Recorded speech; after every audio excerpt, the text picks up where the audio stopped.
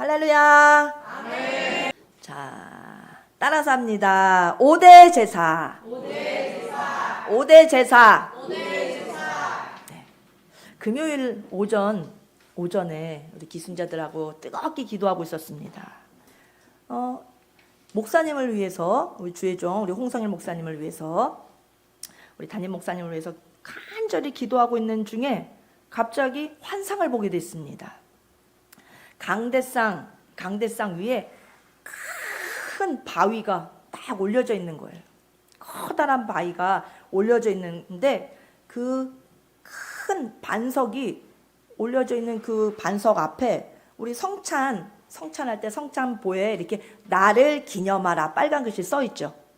그것처럼 그 바위에 그 반석 위에 딱 나를 기념하라 이렇게 딱 써 있는 거예요. 빨간색 글씨로. 그래서 신기하다. 반석이 근데 왜 강대상 위로 올라가 있지? 여기 왜 위에 올라가져 있지? 오히려 강대상 밑에 반석이 오히려 밑에 있어야지. 반석 위에 강대상이 있어야지. 왜 거꾸로 그 반석이 위로 올라가 있나? 이상하다 하면서 환상을 보고 있는데 갑자기 그냥 피 비린내가 코피 날 때 코 막 뒤로 넘어가면 비린내 나잖아요. 피 비린내가 막 온 예배당 안에 진동을 하는 거예요. 그러면서 그 강대상 위에 반석이 큰 반석이 올려져 있으면서 그러면서 예배당 안에 그 냄새가 풍겼습니다. 그리고는 탁 나타나는데 그 반석 위에 아주 화려한 마블링에 소고기 꽃등심살이 딱 나타나는 거 있죠. 그래서 반석 위에 아주 화려한 마블링에 소고기 꽃등심살이 딱 올라와져 있는 것을 보게 되었습니다. 아주 피비린내가 진동하면서 그때 그리고 깨달음이 딱 왔습니다. 제단으로 나와라. 주일날 제가 설교한 내용인데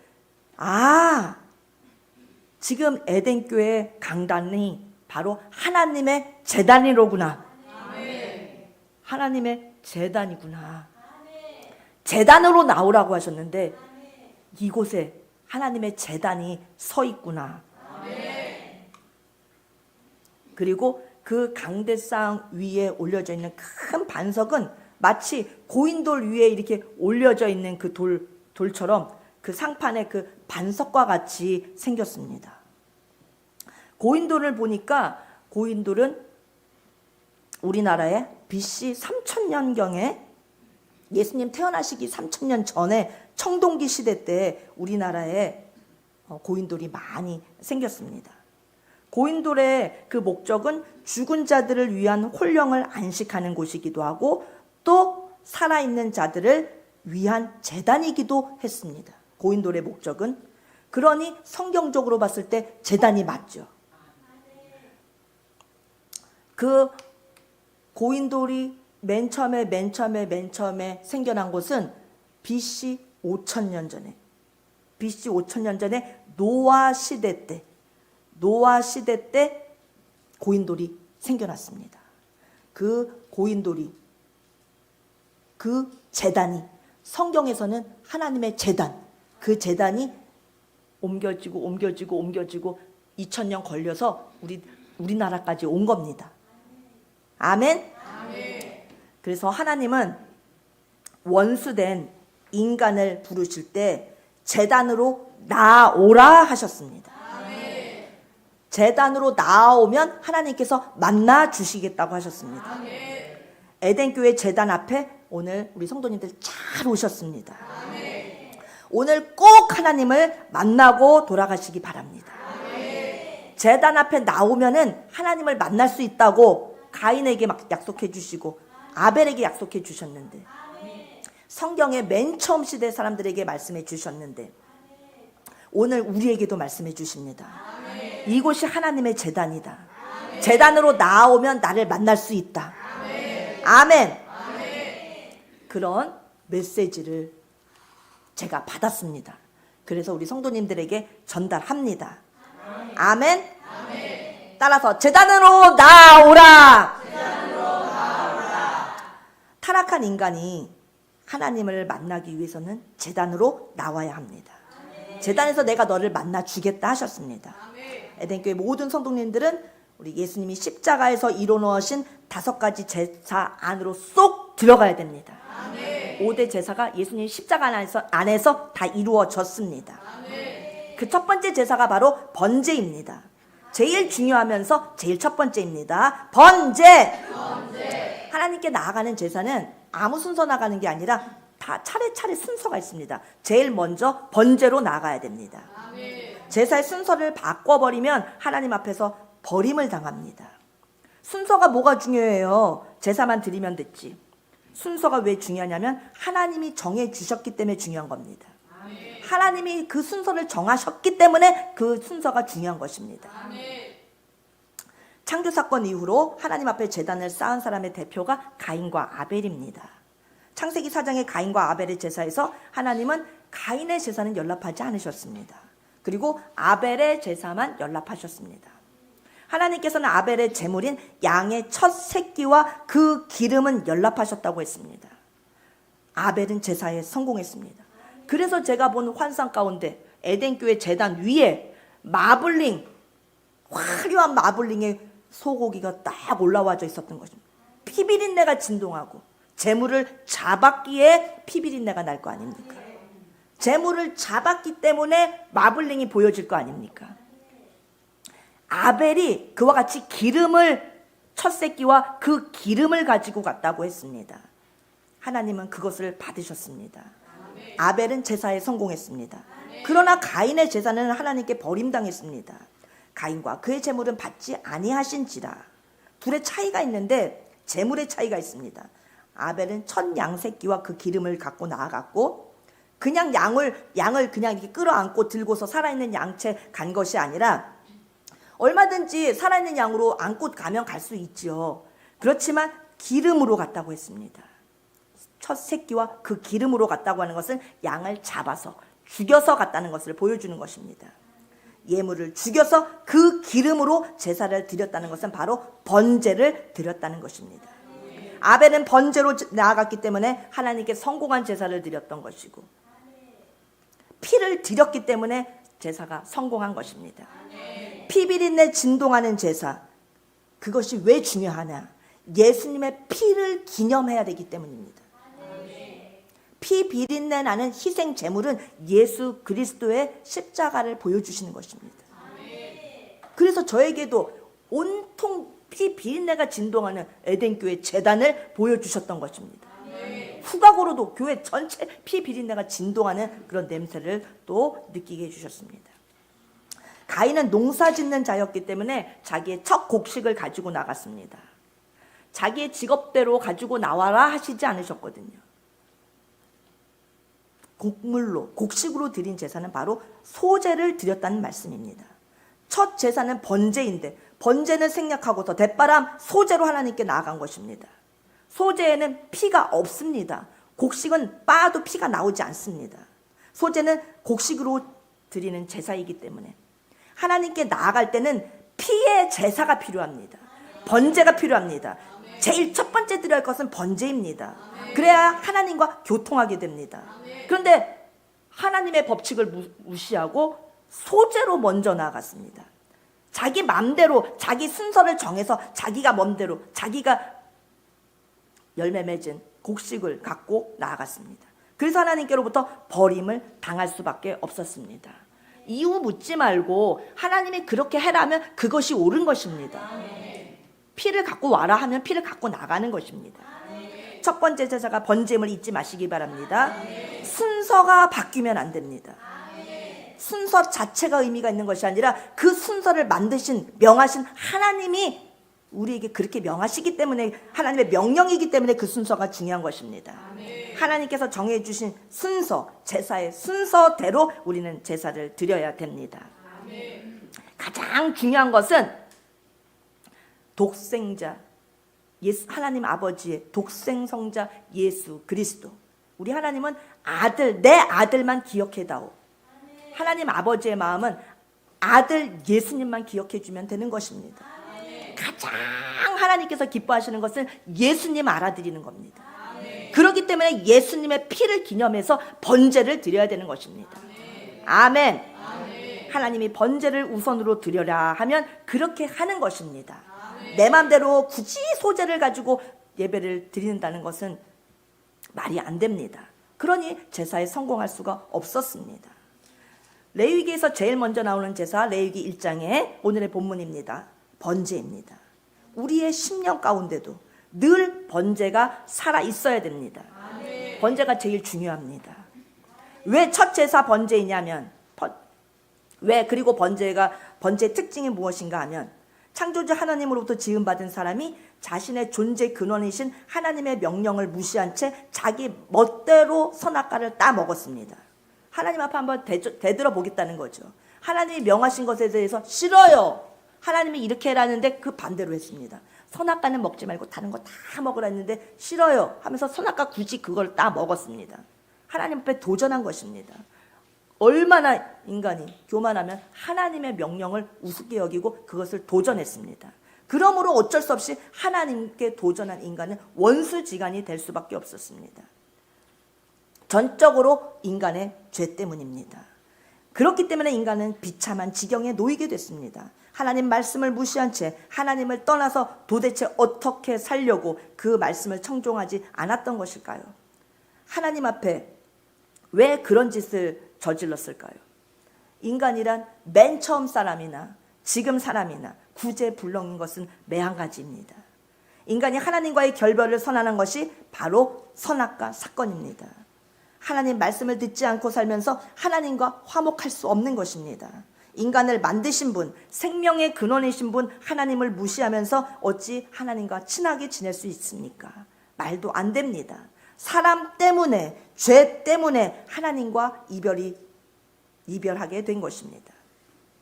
투명한 물 한 컵이 담겨져 있는 비커가 있습니다. 거기에 투명한 물, 신선한 물이 한 컵 담겨져 있는데 파란색 진한 잉크를 한 방울 뚝 떨어뜨립니다. 그러면 물 전체가 파랗게 물들여집니다. 맨 처음 사람 아담의 범죄로 말미암아 온 세상에 죄가 퍼져나가게 되었습니다.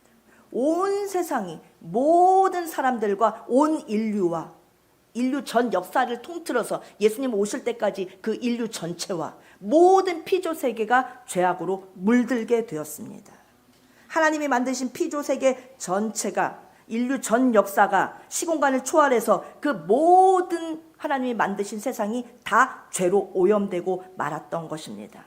비커 속에 물이 진한색 잉크 한 방울로 말미암아 색깔이 싹 물들은 것처럼 아담 속에 들어온 죄악이 바로 그 잉크 한 방울과 같은 것입니다. 그렇게 이해하시면 아담이 선악과를 따먹었는데 왜 내가 같이 죄인이야? 이제 이해가 되시죠? 아담의 선악과 사건은 온 인류와 피조세계에 그 범죄가 죄악이 미쳤던 것입니다. 그러므로 아담 이후에 태어나는 모든 인간은 아예 시퍼런 마귀의 죄악에 물들어서 태어나게 된 것입니다. 출생부터 마귀에 물들어서 태어나게 됐습니다. 죄악을 좋아하는 본성을 갖고 인간은 태어나게 됩니다. 우리 인간들의 피 속에 그리고 세포 속에 혈관 속에 사탄이 죄악의 알을 까서 빼곡하게 촘촘하게 세포마다 꽉꽉꽉 들어차 있습니다. 상상만 해도 너무나 징그럽습니다. 우리는 그런 죄악의 알로 모든 머리서부터 발끝까지 꽉 차 있는 죄악 덩어리입니다. 하나님이 선하게 만드셨던 그 하나님을 닮은 형상은 찾아볼래야 찾아볼 수 없을 만큼 타락하고 후패하였습니다. 인간은 태어날 때부터 마귀에게 집어삼킨바 되어 태어나게 되었습니다. 아담의 선악과 범죄로 말미암아 아담이 하나님을 배신한 죄가 너무나 더럽고 끔찍하고 무섭다는 것을 알 수 있습니다. 그 죄를 바로 원죄라고 부릅니다. 하나님께서 오셔서 죽으셔서 그 죄를 청산하셔야 될 만큼의 끔찍한 죄였던 것입니다. 다른 것으로는 대체가 안 됩니다. 하나님께서 죽으셔야만 그 죄가 사해질 만큼의 그런 무섭고도 끔찍한 죄가 바로 아담이 하나님을 반역한 죄인 것입니다. 아담의 범죄로부터 온 세상에 온 인류에 죄가 들어온 것, 그것이 바로 원죄입니다. 마귀 없는 사람은 이 세상에 한 사람도 없습니다. 사람은 이 땅에 태어날 때 마귀에게 뒤집어 씌워진 채 태어납니다. 마귀에게 잠식된 채로 태어납니다. 사탄에게 완전히 정복당한 상태로 태어납니다. 엄마 아빠가 새 생명을 잉태하게 됩니다. 그때 정말 조심해야 될 것은 그 기간을 아주 잘 살아야 합니다. 자식이 하나님 앞에 바로 서기 이전에 부모가 하나님 앞에 바로 서서 뱃속에 잉태되어진 아기, 그 새 생명을 두게 되었을 때 날마다 부모가 먼저 성령 충만해야 됩니다. 그때 아무것도 모르는 자녀를 대신하여 부모가 하나님 앞에서 번제를 드려야 됩니다. 그러면 그 아기는 태어날 때부터 성령이 충만하여 태어나는 것입니다. 대표적인 아기가 사무엘입니다. 한나와 엘가나가 낳은 아들 사무엘이 그렇습니다. 엘리사벳과 사그라의 아들 세례 요한이 그렇습니다. 어머니 뱃속에 있을 때부터 그 부모가, 그 어머니가 성령이 충만하여 번제를 드렸던 것입니다. 마노아와 그의 아내를 통해서 주신 아들 삼손이 그렇습니다. 하나님께 범죄한 인간은 태어날 때부터 아예 원죄를 뒤집어 쓴 채 마귀가 충만한 상태로 이 세상에 태어나게 되지만, 그러나 부모가 아기를 뱃속에 가졌을 때부터 자녀를 위한 번제를 정성껏 드리면 그 아기는 엄마 뱃속에서부터 성령 충만한 아기로 자라나게 되는 것입니다. 그래서 아기 가진 사람은 다 번제를 드릴 수 있어야 합니다. 아멘. 반대로 어머니가 우상 숭배에 찌들어서 물 마시듯 우상 숭배하고 점치고 점쟁이 찾아다니고 미신 섬기고 성황당에 가서 비나이다 하고 그렇게 우상 숭배하면서 가진 아기, 그래서 태어난 아기는 마귀에게 완전 쪄들어서 태어나게 됩니다. 어떤 사람들은 예수님을 진실하게 섬기지는 못한다 하더라도 그냥 교회는 왔다 갔다 하는 정도의 믿음이 아주 약한 정도의 신앙 수준만 된다 하더라도 뱃속의 아기는 어둠과 흑암을 많이 벗겨져서 태어납니다. 그냥 교회 안에 몸만 담그고 있어도. 성도들 중에는 평상시에 멀쩡히 있다가도 꼭 예배만 드리려고 할 것 같으면 하품을 막 쫙쫙 해대는 성도가 있습니다. 다른 때는 별로 하품을 하지 않는데 예배만 드리려고 하면 막 계속 하품입니다.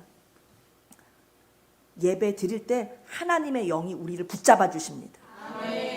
예배 드릴 때 우리 안에 있는 마귀가 쫓아나갑니다.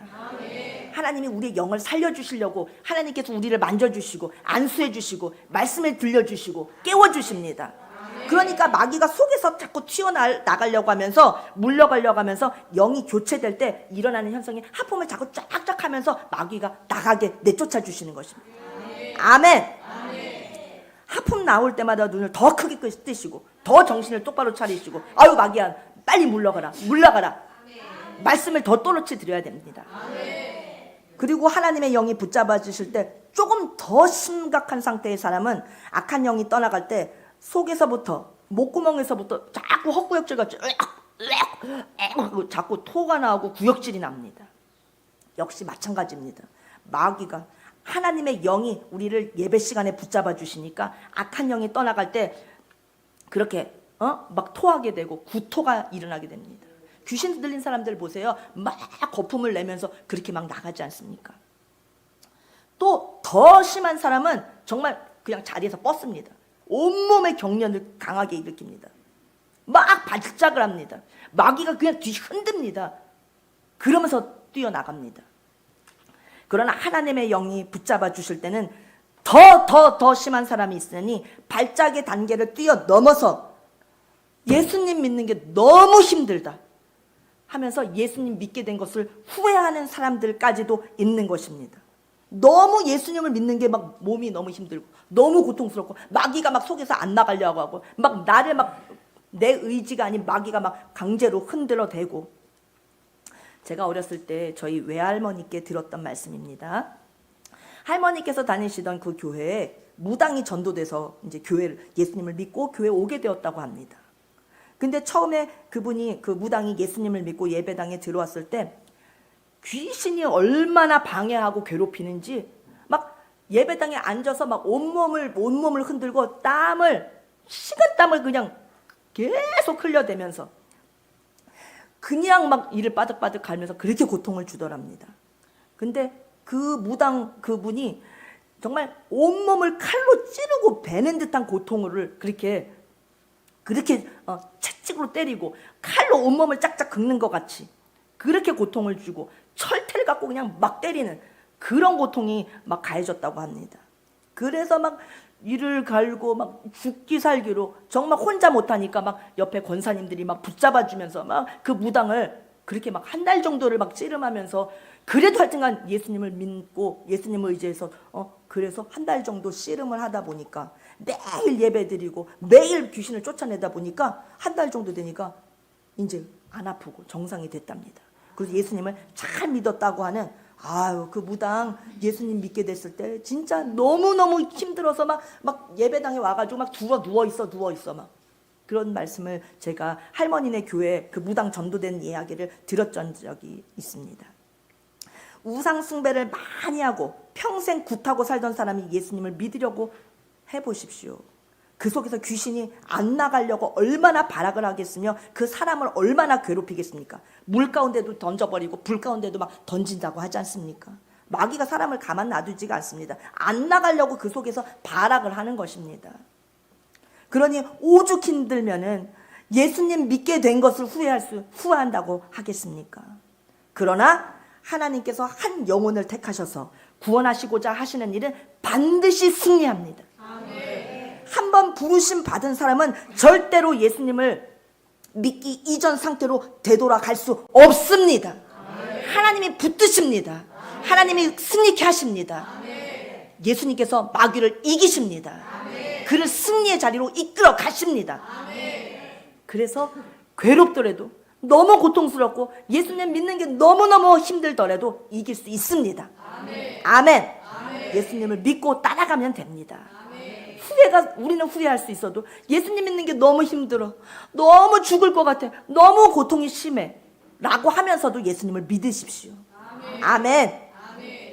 너희 속에 착한 일을 시작하신 예수님이 끝까지 이루실 줄을 확신하노라.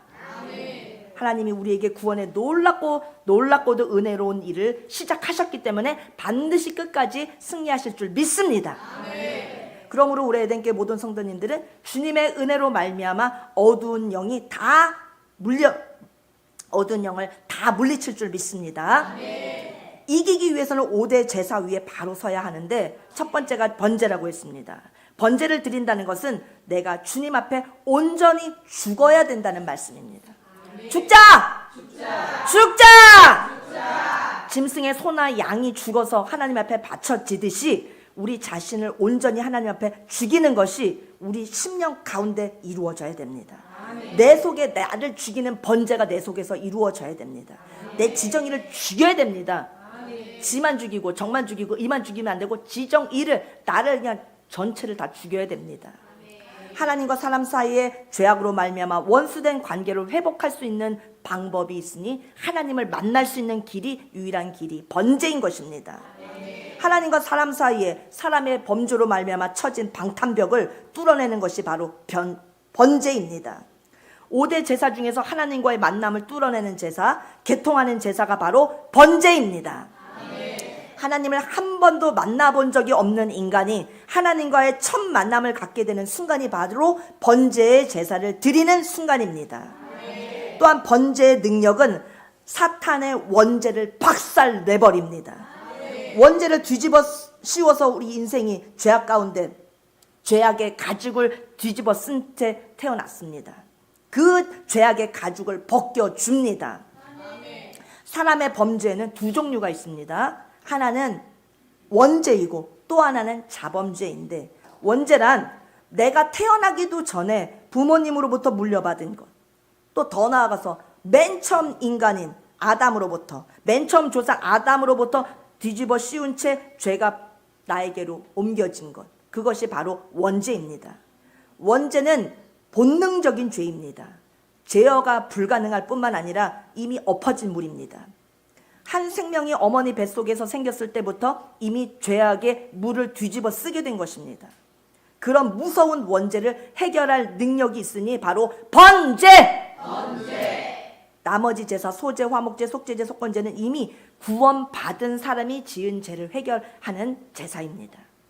첫 번째 제사인 번제는 원죄를 해결하기 때문에 다른 말로 구원의 제사라고도 말합니다. 번제!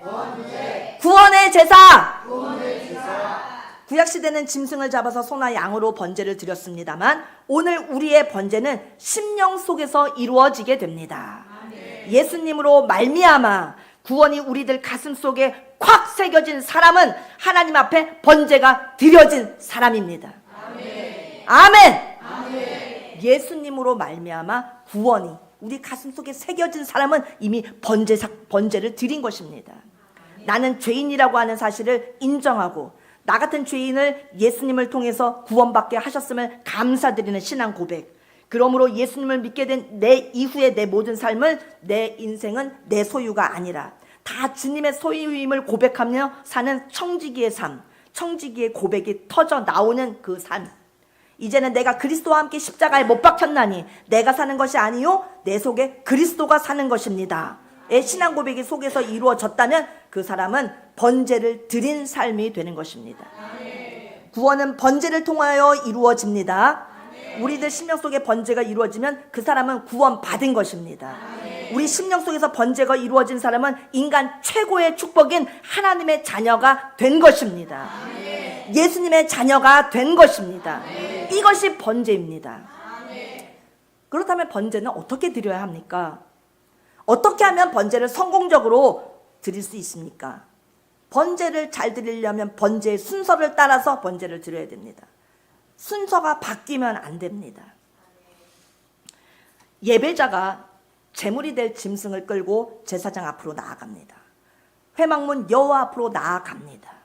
예배자의 손을 제물, 양이든지 소든지 비둘기든지 제물의 머리에 얹고 안수합니다. 첫 번째는 안수! 예배자가 직접 제물의 머리 위에 손을 얹고 안수합니다. 이 짐승과 저 자신이 동일합니다. 예배자의 모든 죄사함을 받기 위해서 드리는 제사이니 이 예배자의 모든 죄를 동물에게 전가시키는 것입니다. 이 모든 죄를 전가시키면서 내 죄를 이 제물에게 뒤집어 씌우는 것입니다. 양이나 소나 짐승의 제물은 희생양 되신 예수 그리스도를 예표합니다. 예수님이 나의 모든 죄를 뒤집어 쓰신 채로 죽어지셨음을 보여주는 것입니다. 그러므로 번제의 안수는 나와 그리스도의 연합입니다. 나와 예수님이 하나인 것입니다. 내 죄를 예수님이 다 가져가셨습니다. 아멘. 안수를 통해서 예수님과 내가 하나가 됩니다. 예물이, 제물이, 짐승이 죄인과 하나가 되듯이 내 죄가 다 그리로 똑같이 옮겨가듯이 그래서 내 대신 제물이 죽어짐으로 내 죄가 사해지듯이 예수님이 내 죄를 다 뒤집어 쓰시고 나를 대신해서 죄의 누명을 다 뒤집어 쓰시고 이 세상에 얼마나 끔찍한 흉악범들이 많습니까? 조폭들이 얼마나 그 지하세계의 그 조직들이 얼마나 무섭습니까? 연쇄살인범들, 사이코패스들 얼마나 무섭습니까?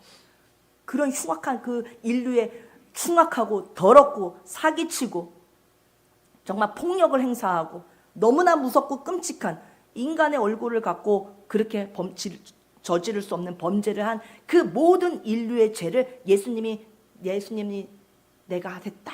내가 죄를 지었다. 누명을 다 뒤집어 쓰시고 우리를 대신해서 죽으신 것입니다. 우리들이야말로 조금 내가 누명 써도 못 견디죠. 내가 한 거 아니야 하고 덤비고 멱살 잡고 싸우죠. 예수님은 온 인류의 극악무도한 그 모든 죄를 예수님이 다 뒤집어 쓰셨습니다. 그리고 그거를 짊어지시고 말없이 십자가에서 죽으셨던 것입니다. 그러므로 우리를 살리셨던 것입니다. 아멘. 짐승이 안수를 통해서 내 죄를 전가받듯이 번제에 안수하는 순서를 통해서 영적으로 나와 그리스도가 하나 되는 역사가 일어나는 것입니다. 부모로부터 물려받은 맨 처음 조상 아담으로부터 물려받은 우리의 원죄를 그래서 이길 수 있는 것입니다. 원죄는 번제로만 승리할 수 있습니다. 예수님과 관계없이 백날 번제를 드려봤자 아무 소용없습니다. 아무리 짐승 1000마리 10,000마리를 잡은다 하더라도 예수님과 관계없다고 하는 것은 소용이 없습니다. 아무리 교회를 10년 20년 다녀도 예수님을 하나님의 아들로, 예수님을 그리스도로 영접하지 않으면 예수님 믿는 건 아니고 그냥 교회만 다니는 것입니다. 내 원죄를 해결받을 수 없습니다. 내 원죄를 예수님께 고백하지 않고서는 절대 사함받지 못합니다. 하나님의 자녀가 될 수 없습니다. 예수님이 십자가에서 내 죄를 다 사하신 것을 믿는 자만이 그 심령 속에 번제의 역사가 이루어지게 되어 있습니다. 십자가를 거부하고서는 교회는 다니지만 그건 안 믿어져. 무슨 예수님이? 아유 십자가와 나 무슨 상관이야? 그 2000년 전에 죽으신 분이 나하고 어떻게 내 죄를 어떻게 연결이 돼? 말도 안 돼. 아무리 생각해도 그건 안 믿어진다. 또 아무리 생각해도 여자 혼자 어떻게 아기를 낳아? 어떻게 임신을 해? 그거는 안 믿어진다. 그거는 믿을 수 없어. 그걸 믿지 못하면은 예수님과 관계가 없는 것입니다. 십자가를 거부하고서는 예수님을 하나님의 아들로 거부하고서는 절대 번제에 성공하지 못한다는 것을 기억하십시오. 오늘 에덴교회 성도님들은 다 예수님과 하나 되는 관계를 맺으십시오. 번제의 첫 순서는 안수라고 했습니다. 이 안수는 목사님이 성도들을 축복하실 때 해주시는 안수하고는 다른 것입니다. 번제물에 안수하는 안수는 제물과 내가 하나 되는, 예수님과 내가 하나가 되게 하는 안수인 것입니다. 따라서 안수는 연합입니다. 번제의 두 번째 순서가 있으니 안수 받은 후에는 검의 역사가 나타납니다. 두 번째 순서는 검을 받는 일입니다. 제물인 양이 제사장 앞으로 오면 검을 받습니다. 아멘. 안수한 뒤에는 검을 받아야 됩니다. 칼로 찔림을 당해야 됩니다. 찔려서 양의 가죽이 벗겨져야 됩니다. 검은 하나님의 말씀입니다. 레위기, 구약의 레위기와 신약의 히브리서는 짝을 이룹니다. 그래서 구약과 신약이 짝이 이루어져서 온전히 성경의 해석이 되는 것입니다.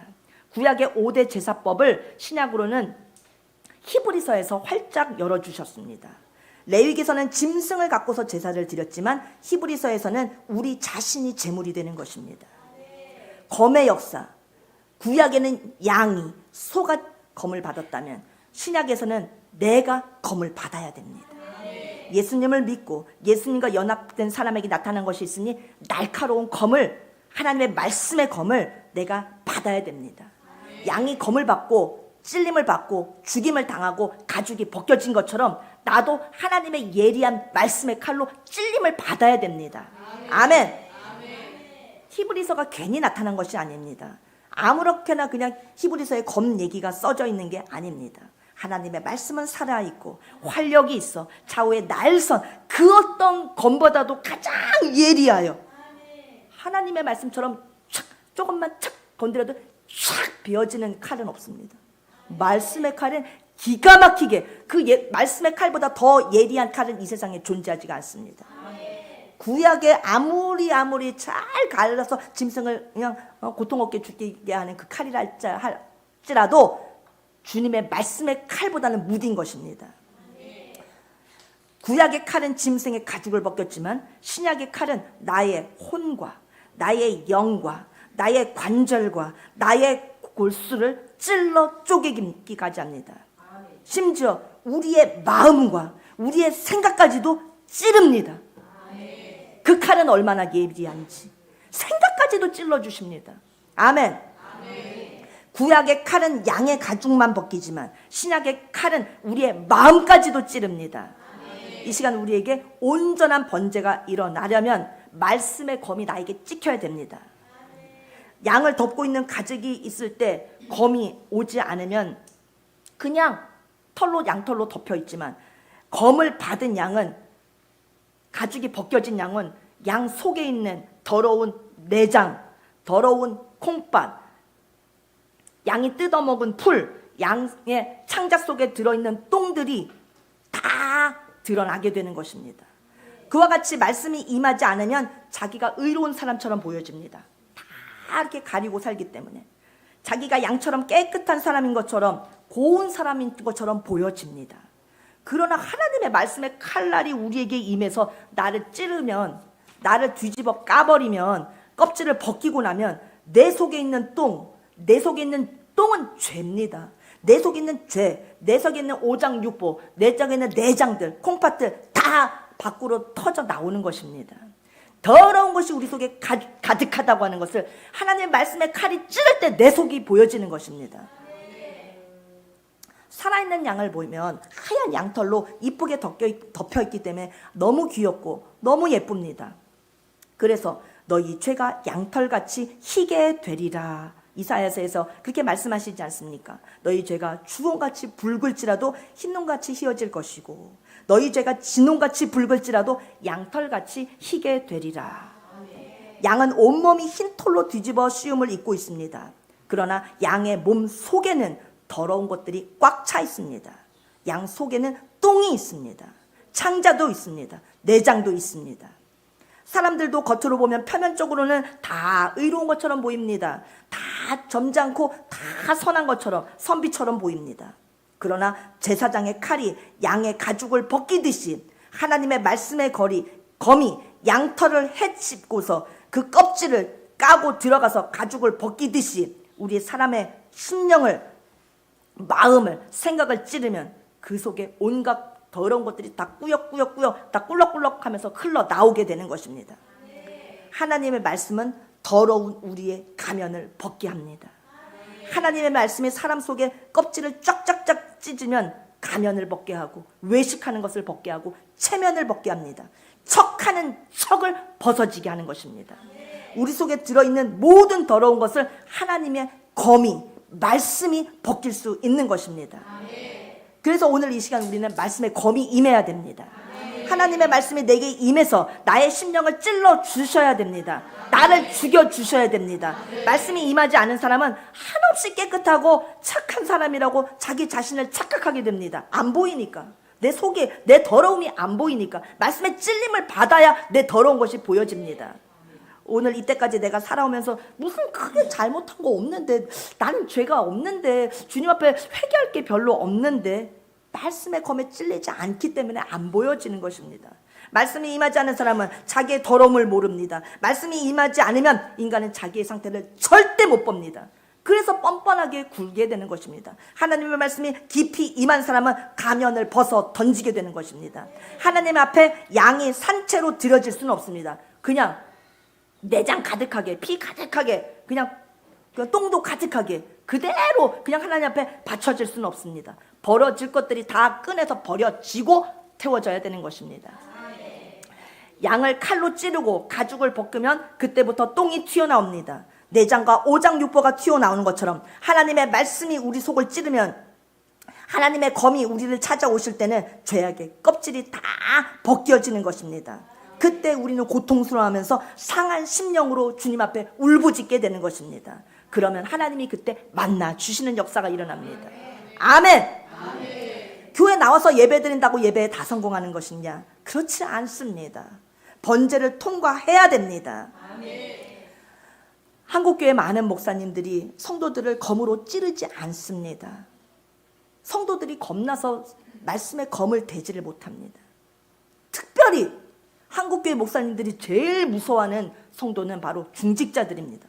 중직자들을 아주 목사님들을 엄청 무서워합니다. 중직자들 무서워서 하나님의 말씀의 검을 사용하지 못합니다. 그러면 누구가 손해입니까? 찔림 당하지 못하는 성도들이 손해입니다. 성도들의 영혼이 바르게 크지 못합니다. 영적인 죄에 빠져서 그냥 죽게 됩니다. 그러면 교회는 다 죽어버립니다. 중직자 눈치 보다가 성도들 다 죽고 교회 망합니다. 하나님의 뜻대로 교회가 세워질 수가 없습니다. 다 타락합니다. 진리를 외치고 정의를 외치고 말씀을 외쳐야 될 때에 다 조용하고 입 다뭅니다. 우리 에덴교회는 날선 하나님의 검이 나타나야 합니다. 말씀의 검이 심령들에게 강하게 꽂히면서 껍질이 다 벗겨내야 됩니다. 말씀의 검 앞에 다 가죽이 찢어지시기를 바랍니다. 홀딱 완전히 뒤집어 까져서 벗겨져야 됩니다. 번제의 역사가 교회 안에서 활활 그럴 때 불타오르게 되는 것입니다. 설교는 사람이 하는 것이 아닙니다. 제가 지금 단에 서서 하나님의 말씀을 대언하지만 설교는 성령님이 하시는 것입니다. 성령께서 말씀의 검을 갖고 나타나시는 것입니다. 설교는 한 성도 한 성도에게 다 맞게 해당되는 설교가 되는 것입니다. 저거 나들으라고 하는 거 맞습니다. 나들으라고 하나님이 말씀해 주시는 겁니다. 교회 왔으면, 예배를 드리러 왔으면 하나님께서 우리 성도들 한 사람 한 사람을 축복하시기 위해서 나 들으라고 말씀을 전하시는 겁니다. 다 각자의 다 다양한 그런 환경이 있습니다. 문제가 있습니다. 형편에 놓여 있습니다. 그것을 같은 말씀을 전하더라도 성령께서 다 각자에게 맞춰서 다 적용시키십니다. 그래서 나 들으라고 하는 설교다 맞습니다. 아멘. 성령님께서 나 들으라고 말씀하십니다. 이거 우리 집사람 들어야 되는데 아닙니다. 이거 우리 남편 좀 들어야 되는데 아닙니다. 이거 우리 엄마가 들어야 되는데 아닙니다. 각 사람 한 사람이 다 해당되어지는 말씀인 것입니다. 그래서 각자 모두가 찔려야 됩니다. 모두가 죄악의 껍질을 벗어야 하는 것입니다. 한국 교회 안에 5대 제사가 무너진 이유는 바로 목사님들 설교에 문제가 있기 때문입니다. 목사님들이 성도님들을 무서워서 겁을 내기 때문입니다. 교회의 주권을 주님이 쥐고 계신 것이 아니라 중직자들이 쥐고 흔듭니다. 목사님들은 교회에서 쫓겨날까봐 겁을 내면서 바르게 설교를 못합니다. 검을 쓰지 못합니다. 그러나 에덴교회 강단은 다릅니다. 성경적으로 제사장 앞에 성도들이 다 찔림을 받아야 됩니다. 교회의 주권은 중직자들에게 있지 않습니다. 예수님이 주인이십니다. 중직자님들 비유 맞추기 위해서 설교가 다듬어지고 이 내용 빼고 저 내용 빼고 저 내용 빼면은 교회는 망조가 되는 것입니다. 한국 교회 안에는 언제부터인가 중직자들에게 검이 임하지 않습니다. 한국 교회 안에 99%가 그런 현상이 나타납니다. 그러다 보니 아예 검을 쓰는 교회는 이상한 교회입니다. 목사님이 중직자 눈치 보는 게 정상인 줄 알고 그래야 된다고. 어떤 교회는요, 목사님이 설교하시면 앞에서 이렇게 시계를 가리키고 있어요. 시계 이렇게 손으로 이렇게 치고 있어요. 또 어떤 교회는요, 중직자들이 앞에 앉아서 시간 좀 지났다고 손톱을 딱 깎고 있습니다. 시간 지났어. 20분 지났다고. 20분. 죽습니다. 하나님을 모독하고 하나님의 예배를 그렇게 모독하고 누구 눈치 보라고. 나 화났어. 시간 지금 지났어. 절대 우리 에덴교회는 그런 성도님들 한 번도 없으시길 바랍니다. 아무것도 모르는 사람이 오히려 교회 오면 바르게 잘 큽니다. 교회는 원래 이런 곳이구나 하면서. 그러나 다른 교회 다니다가 온 사람들은 에덴교회 오면 적응이 너무 힘듭니다. 날카로운 칼이 찌르기 때문에 견딜 수가 없는 것입니다. 예수님의 언어는 얌전하고 신사적이고 순한 그런 말씀만 나가지 않았습니다. 예수님의 언어는 독사의 새끼들아, 회칠한 무덤들아. 사람이 죽으면 시체를 화장하지 않습니까? 부패를 방지하면서 아주 하얀 회를 칠하지 않습니까? 죽은 사람 같지 않게 하기 위해서. 속에는 썩어가지고 문드러지는 시체 썩어서 물이 흐르고 있는데 겉은 횟을 칠해서 멀쩡한 사람처럼 보이고 있다고 해서 그게 시체가 아닙니까? 무덤이 아닙니까? 속은 썩어 문드러졌다. 회칠한 무덤들을 하면서 예수님이 그보다 더 센 욕이 어디 있습니까? 독사의 새끼들. 회칠한 무덤. 개새끼보다 얼마나 더 센 욕입니까? 바리새인들, 외식하는 자들을 가리켜서 주님께서 아주 날선 칼을 주님께서 찌르셨습니다. 예수님께서는 살리기 위하여, 죄인들을 구하기 위하여, 죄인들을 주님의 자녀 삼으시려고 칼을 들이대시는 겁니다. 번제를 통해서 살리기를 원하시는 것입니다. 예수님의 말씀이 예리하고 날선 검으로 나가는 것을 성경 전체에서 볼 수 있습니다. 번제가 성공하려면 반드시 안수 다음에 검을 받아야 됩니다. 칼이 나야만 껍질이 벗겨지고 외식을 벗고 체면의 가죽을 찢을 수 있습니다. 체면을 버려야 됩니다. 체면을 버려야 됩니다. 외식을 버려야 됩니다. 그게 창피한 것이 아닙니다. 그걸 벗는 것이 훌륭한 것입니다. 외식하지 않는 사람은 없습니다. 체면 따지지 않는 사람은 없습니다. 그렇지만 그것을 버리는 사람은 훌륭한 사람인 것입니다. 힘들어서 못하는 것입니다. 약해서 못하는 것입니다. 믿음의 사람은 체면을 버립니다. 아멘. 믿음이 체면도 버릴 수 있는 힘을 주십니다. 오늘도 하나님의 말씀의 검이 우리 에덴교회 성도님들 심령을 콕콕 찌르기를 바랍니다. 그래서 다 가면 벗으시기를 바랍니다. 내장과 콩팥과 속에 들어있는 더러운 것들이 다 튀어나오기를 바랍니다. 가죽이 찢겨지고 벗겨질 때 더러운 것은 밖으로 나오게 되어 있습니다. 칼을 받으십시오. 그런데 어떤 사람은 하나님의 말씀의 검으로 찌르면 악 쓰면서 달아나갑니다. 제사를 드리려고 하면은 가죽을 벗겨야 되는데 살아있는 양으로 어떻게 제사를 드린단 말씀입니까? 일단 죽여서 양의 가죽을 벗겨야 제사를 드릴 수 있습니다. 말씀의 검이 튕겨져 나오는 사람, 찌르면 튕겨져 나오고 찌르면 튕겨져 나오고 이런 사람이 너무나 많습니다. 칼로 찌르면 튕겨버리고 칼로 찌르면 튕겨버리고. 설교를 하나님의 말씀으로 받지 않고 인간의 생각으로 받을 때, 인본주의적인 사람의 생각으로 받을 때 그렇습니다. 목사님이 날 되게 미워하나 보네. 나한테 무슨 감정 있나 보네. 목사님이 나를 오늘 엄청 까던데? 하나님의 말씀을 절대로 순수하게 받아들이십시오. 나 겨냥해서 나 까지는 말씀으로 듣지 마십시오. 하나님이 나에게 찔림을 주시는 것입니다. 목사님이 감정으로 해서 성도들 한 사람 한 사람 어떻게 다 기억하면서 그 사람 형편 이 사람 형편 다 알면서 그 사람을 맞춰서 깝니까? 자기 식대로 받지 말고 하나님의 성령이 나를 찌르시는구나. 하나님의 성령의 말씀의 검이 나를 찔러주시는구나. 나를 살려주시려고 찌르시는구나. 아멘. 절대 자기 식대로 자기 맘대로 혼자 해석하다가는 망하게 됩니다. 이번 설에 내가 과일 한 박스 안 사다 줬더니 목사님 삐졌나 보네. 이러면서 날 까네. 날 째려보네. 나한테 눈도 안 마주치네. 이렇게 자기 맘대로 생각하지 말라고요. 그렇게 자기 맘대로 해석하다가는 말씀이 튕겨져 나오게 되는 것입니다. 절대로 인간관계로 목사님을 생각하면 안 됩니다. 우리 에덴교회 성도님들 예배당에 딱 들어오실 때 목사님하고 나 친한데, 목사님하고 목양실에서 이야기도 많이 나누는데, 나 목사님 내 얘기 너무 많이 잘 들려주시는데, 나 목사님하고 통화도 잘하는데, 목사님께 나는 모든 거 다 이렇게 하는데, 목사님하고 관계가 깊은 사람일수록, 가까운 사람일수록 예배당을 들어오시는 순간에 인간관계로서의 목사님을 생각하지 마십시오. 인간 목사님은 없습니다. 하나님의 종으로서, 하나님을 대리해서 하나님의 말씀을 전하는 목자로서 세워지시는 것입니다. 그래서 설교 들을 때 좋은 말씀으로 내게 은혜가 되면 은혜를 많이 받고 기분 좋아서 헤헤헤 하면서 오늘 은혜 많이 받았습니다 할 게 아니라, 찔림을 받을 때, 말씀의 검이 임할 때 그 말씀을 감사하게 받으시길 바랍니다.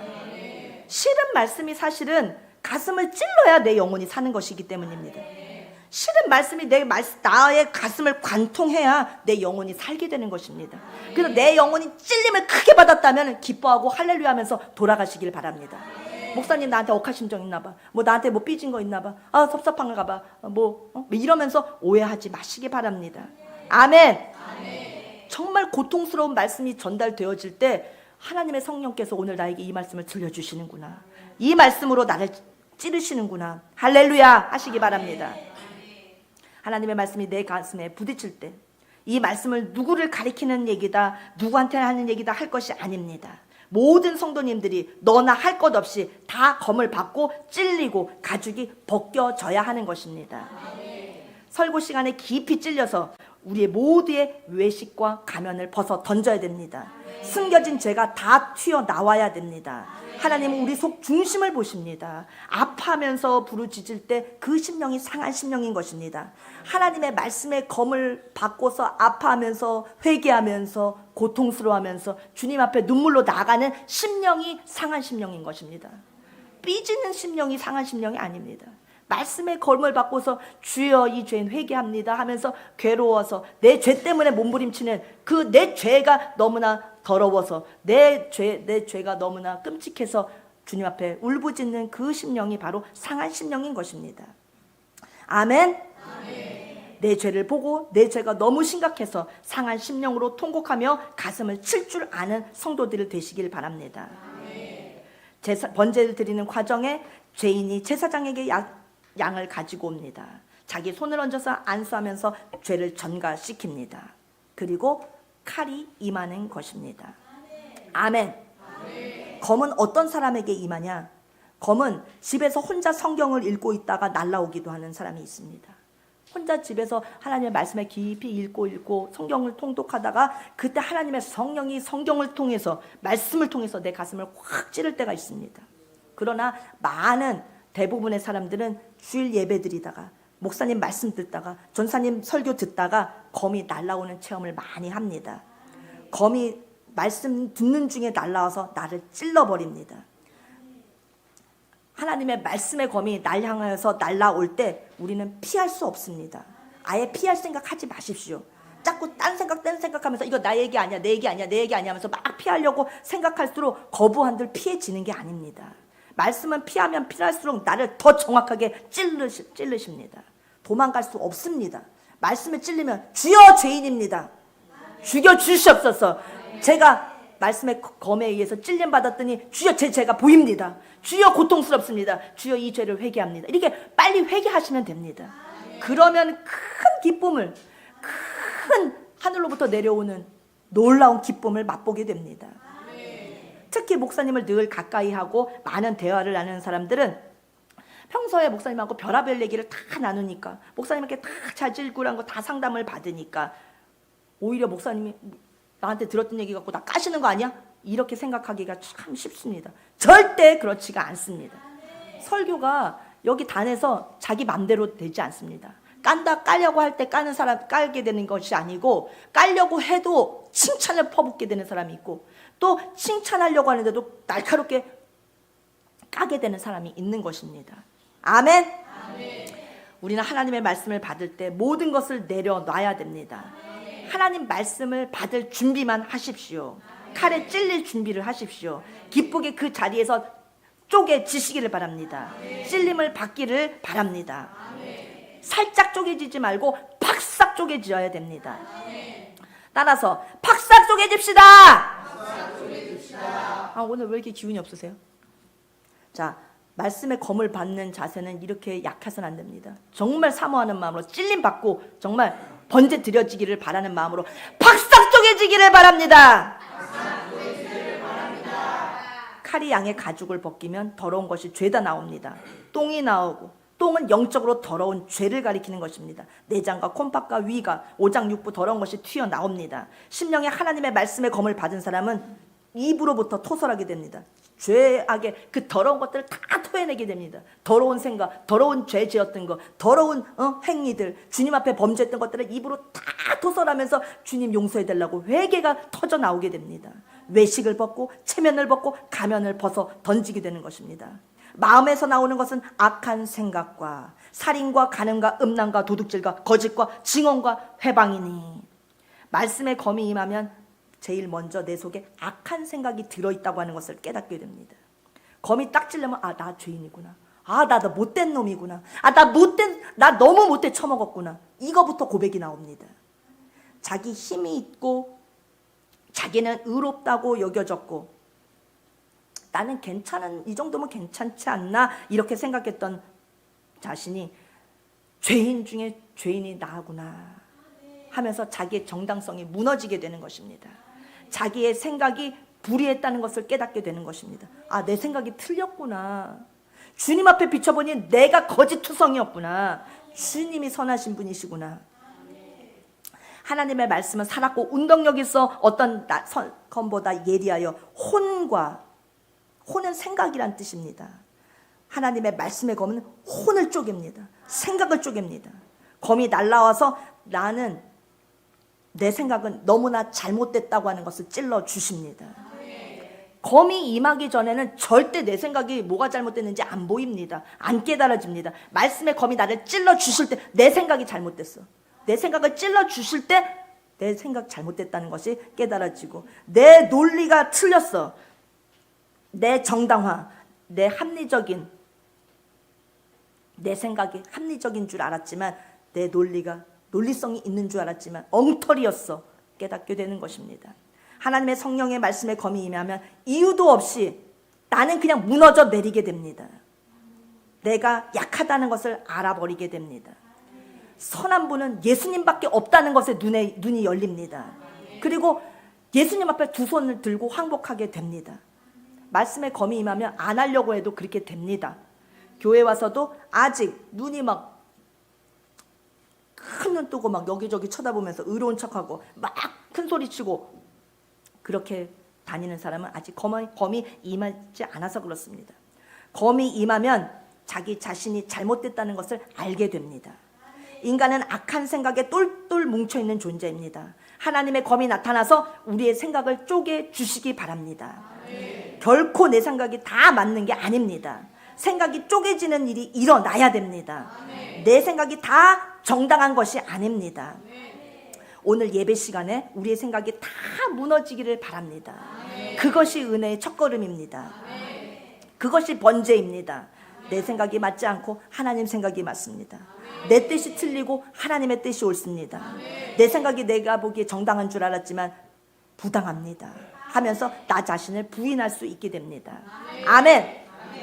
그리고 함부로 얘기하지 않고 기도해 보고 말하게 됩니다. 그리고 함부로 성도들을 까지 않게 됩니다. 그리고 중직자들을 막 욕하지 않게 됩니다. 중직자 욕하는 성도들이 있습니다. 가끔 가다 보면 설령 중직자들이 잘못한 일이 있어도 내가 까면 안 됩니다. 아멘. 중직자는 까도 목사님이 까십니다. 평신도가 중직자 까면 안 됩니다. 교회에서 세운 질서기 때문입니다. 중직자가 의로워서 완벽해서가 아니라 하나님의 교회가 세운 질서를 따라야 되기 때문에 평신도 주제에 막 중직자들 까면 절대 안 됩니다. 안수 집사님도 권사님도 다 교회의 질서입니다. 절대로 흉보지 마십시오. 그러면은 제가 안수 집사니까 안수 집사로서 안수 집사님은 까도 되죠? 안 됩니다. 저가 권사니까 제가 다른 권사는 까도 되죠? 동등하니까 안 됩니다. 하나님의 질서를 따라서 하나님의 교회 중직자는 목사님만 까실 수 있습니다. 흉보고 판단하고 정죄하면 그게 자기 자신이 합당하다고 생각하면 안 됩니다. 그런 사람에겐 말씀의 검이 절대로 임하지 않습니다. 에덴교회를 떠나간 자들의 공통점, 중직자들을 까고 성도들을 까고 목회자를 까고 그러면 하나님이 끌어내리게 되십니다. 교회의 질서를 무너뜨리는 것을 하나님은 용납하지 않으십니다. 주님의 몸된 교회를 끝도 없이 흠집내는 사람들은 안 됩니다. 욕하고 또 욕하고 비방하고 또 비방하고 내 생각이 맞다고 생각해서 남을 판단하고 그 위에 서서 재판관 되려고 하고 재판을 집행하려고 하고 이런 자세는 아주 교만한 죄입니다. 말씀의 검이 임하면 남을 판단할 시간이 없습니다.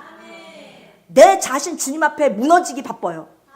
내 죄 회개하기 바쁜데 누구 남을 판단합니까? 너 언제 남을 판단하고 있을 시간이 있습니까? 내 죄 주님 앞에 회개하고 주님 앞에 나나 잘하지. 누구를 막 참견을 하고 누구를 까고 있습니까? 말씀의 검이 임하면 남에 대해서 말할 시간이 없습니다. 내 부족한 게 넘치고도 넘치는데 누구 얘기를 하고 있습니까? 내 죄 사함을 받기 위해서 부르짖을 시간도 너무 부족합니다. 하도 죄가 많은데 내 죄 봐야지. 내 죄 주님 앞에 고해야지. 누구 남의 죄를 쳐다봅니까? 우리 에덴교회 성도님들은 절대 남의 죄 쳐다보지 마십시오. 자신이 칼자루 쥐고 흔들어 댈 것이 아닙니다. 자신이 말씀을 사모해서 말씀의 검에 자기가 찔려야지 자기가 칼자루 잡고서 다 찔러대면 안 됩니다. 그리고 하나님의 말씀의 검은 피하려 들지 말고 쪼개지시기 바랍니다. 피하지 말고 받고서 통곡하면서 울어야 됩니다. 죄에 대해서 통곡도 하지 않고 울지도 않는 사람은 일생 다 가도록 하늘로부터 내려오는 기쁨의 희열을 절대 맛보지 못합니다. 번제에서 팍싹 깨져야 됩니다. 내 악한 생각이 박살나야 됩니다. 중직자에 대해서 까지 말아야 될 거니와 심지어 목사님에 대해서 판단하면 더 안 됩니다. 어떻게 목사님을 판단합니까? 목사님은 우리가 판단할 대상이 아닙니다. 아, 내가 판단할 대상 아니다. 이게 딱 그 정답을 알고 계십시오. 목사님을 판단하는 즉시 우리 영은 죽습니다. 목사님을 판단하는 즉시 나의 영이 확 가라앉습니다. 그날부터 내 기도의 문이 확 닫힙니다. 목사님을 까는 즉시 내 영이 가라앉습니다. 그날부터 내 마음의 기쁨이 싹 싸늘하게 사라져갑니다. 절대 목사님 판단하면 안 됩니다. 목사님을 내 생각의 잣대로 막 판단해 보면은 성령의 불 바로 꺼져버립니다. 강단으로부터 부어지는 성령의 능력이 싹 사라져버립니다. 그냥 교회도 가기 싫고 그냥 전도고 뭐고 다 싫고 그냥 만사가 귀찮고 그냥 다 싫어집니다. 내가 언제서부터 이렇게 다 귀찮아졌나? 내가 언제부터 이렇게 힘이 쭉 빠졌나 한번 돌아보십시오. 목사님 판단하는 그때부터입니다. 그러면 딱 맞습니다. 목사님 판단하면 안 됩니다. 영이 죽습니다. 내가 죽습니다. 여러분들이 목사님을 판단하지 않으셔도 되는 것은 목사님은 위에 계신 하나님이 판단하시기 때문입니다. 홀로 계신 저 위에 계신 하나님께서 목사님을 판단하시는데 알아서 벌을 주십니다. 하나님이 목사님을 직접 상대해서 죽이기도 하시고 상을 주기도 하십니다. 바르게 주님의 복음을 전하지 않는 사람은 그냥 하나님 바로 죽이십니다.